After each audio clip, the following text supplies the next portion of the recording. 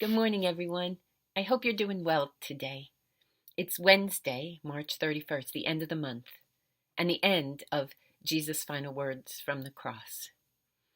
With his journey now completed, Jesus was ready to go home.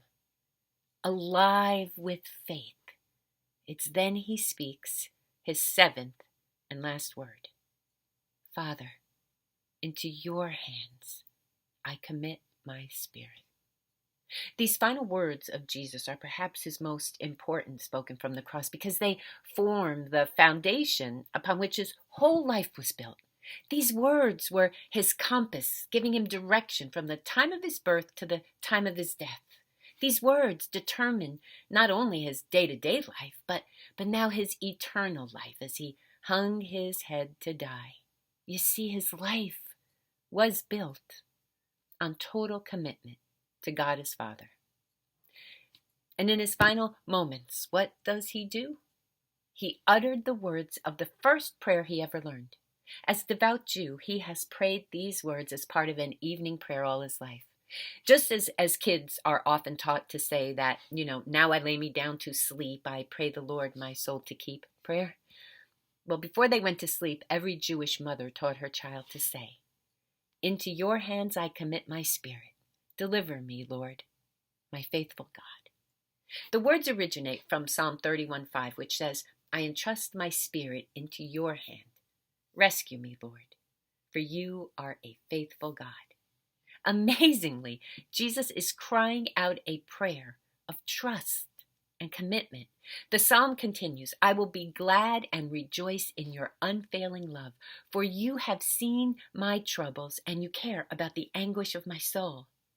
You have not handed me over to my enemies, but have set me in a safe place.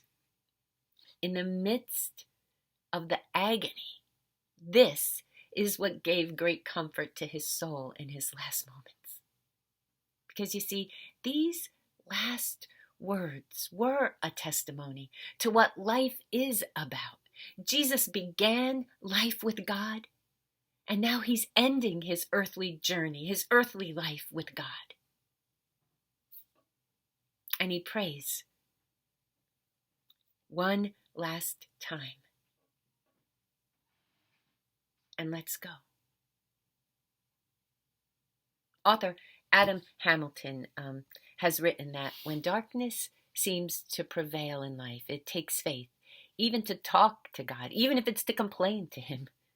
These last words of Jesus from the cross show his absolute trust in God. Father, into your hands I commit my spirit. This has been termed a model of prayer for everyone when afraid, sick, or facing one's own death. It says in effect, I commit myself to you, O God. In my living and in my dying, in the good times and in the bad, whatever I am and have, I place in your hands, O God, for your safekeeping. Don't you love that? Oh my gosh, I absolutely do. In fact, I think I'm going to memorize that and make that my daily prayer too.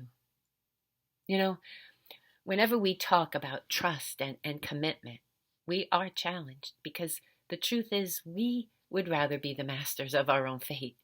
We want to be in charge and not depend on someone else to direct or control our lives and their outcome.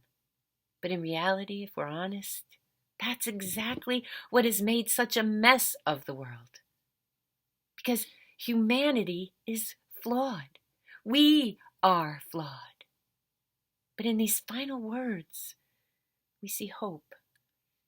Hope that this commitment doesn't end here with Jesus, but that somehow God's going to redeem all that is lost, that he's going to mend all that is broken, that he will heal all that suffer, and that he will keep on loving us and holding us close no matter what. That if he could do this for Jesus and come through for him, he's going to come through for us. Because somehow, in the face of what seems like God's biggest failure, Jesus still trusts that God will see him through, and God does. And somehow that gives us the strength and enables us to trust in the same. In the end, Jesus died as he lived, forgiving, receiving, loving, caring for others, and cooperating with, being totally committed to, and absolutely trusting in the Father's loving will.